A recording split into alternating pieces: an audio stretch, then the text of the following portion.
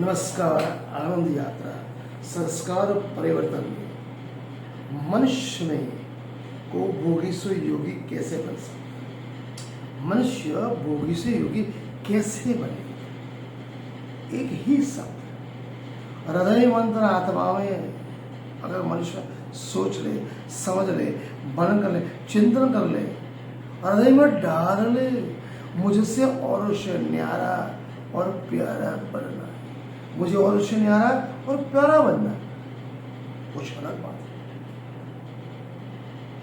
और से न्यारा और प्यारा, मैं तो मनुष्य हूं, और से न्यारा प्यारा कैसे बन सकता? सोचने वाली बात है। सोचो, वास्तव में आध्यात्मिक पुरुषार्थ आध्यात्मिक भी होता है। शुरू तब होता है जब पहले मनुष्य ये निश्चित करता है, कहता है कि मुझे तो न्यारा बनना है, दूसरों से प्यारा बनना है। इस बात की विस्मृति, इस बात की गलतफहमी जब मनुष्य को हो जाती है, मनुष्य को होती है, मनुष्य में होने लगती है, तो वो पुरुषार्थ रुक जाता है। विचार की बात है, आज वर्तमान जीवन कैसा है? मनुष्य संतुष्ट है कि नहीं? चारों तरफ मान, सम्मान, ईर्ष्या, द्वेष, कृष्णा, कट्टरता, ध्रुवता, अहिंसा, हिंसा, असत्य, चोरी, लूटपाट, जीवन दुखमय बन चुका है। ऐसे जीवन को न्यारा कैसे बनाए? अर्थात परिवर्तन करने की आवश्यकता है। कहावत है, जीवन को कमल के पुष्प के समान न्यारा बनाना चाहिए। कमल कीचड़ में खिलने के बावजूद, कमल पानी में रहने के बाद भी पानी से न्यारा होता है। वैसे भी हम इस संसार में रहते हुए संसार से न्यारा बनकर रहना चाहिए। क्या हम रह चुके? क्या संभवित है?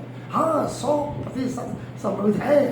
एक पुरानी कहावत है, ज्ञानी का जीवन न्यारा और प्यारा होता है। प्राय आज के लोग ज्ञानी को किस हिसाब से मानते हैं? ज्ञानी मनुष्य सभ्यता, अदब से उठना बैठना, खाना पान, मान सम्मान, प्यार से बोलना और कर्मों में ओछापन नहीं होता, गंभीरता होती है। लेकिन देखा जाए तो सभ्यता और शिष्टाचार कई नास्तिक लोग, बदमाश लोगों में भी होते हैं। तो प्रश्न उठता है, ज्ञानी और अज्ञानी में अंतर क्या है? ज्ञानी में ऐसा क्या गहरापन है? बहुत बड़ा। ऐसे समय ध्यान देने योग्य बात यह है कि ज्ञानी भले ही दूसरे लोगों की तरह दिखता हो, उठता हो, बैठता हो, पृथ्वी पर बैठा, यही के कालमय के ब्रह्मांड में काम, क्रोध, लोभ, मोह, माया में भौतिक सुख सुविधा से ले, फिर भी वो पृथ्वी पर बैठे हुए भी बुद्धि द्वारा परमधाम में बैठा होता है। उसका हर पल, हर घड़ी, हर क्षण उस परमात्मा से जुड़ा होता है। उसका हर एक कार्य परमात्मा के द्वारा उनके नीति नियम सिद्धांतों पर चलता है। उसका मन इस संसार के विषय में व्यक्तियों पर कभी बैठता ही नहीं, भक्ति प्रीतम प्रभु के ऊपर जाकर बैठता है। अज्ञानी लोग बैठे होते एक स्थान पर, किंतु उनका मन संस्कार के कितने ही विषयों में लिप्त रहता है। अनेक व्यक्ति बोलते हैं। इस प्रकार भले ही ज्ञानी इन चक्षुओं द्वारा तो शरीर को देखता है, ज्ञानी दूसरे व्यक्ति को चक्षु के द्वारा शरीर को देखता है, लेकिन वो साथ साथ अपने बुद्धि रूपी नेत्र, हृदय, मन, तन, चेतना, आत्मा के नेत्र द्वारा अथवा ज्ञान से सुधारा उस शरीर में, उस मनुष्य में, चाहे वो किसी भी धर्म, पंथ, संप्रदाय के देश का क्यों न हो, उसमें वो शरीर में वो आत्मा को देखता है, उस परम तत्व को देखता है। उसकी स्मृति में ये रहता है कि जो मेरी बात सुन रहा है, जिसे मैं देख रहा हूं, वो वास्तव में एक शरीर नहीं, वो आत्मा है और मैं भी एक आत्मा, जो इस शरीर रूपी रथ पर सवार होकर इस काल में ब्रह्मांड में अपना कार्य कर रही है। इस प्रकार उसका देखना भी संसार के लोगों से न्यारा हो जाता है और आत्मा स्मृति में स्थिर होकर बोलता उसका बोलना, चलना, दिखना और सुनना उस परम तत्व के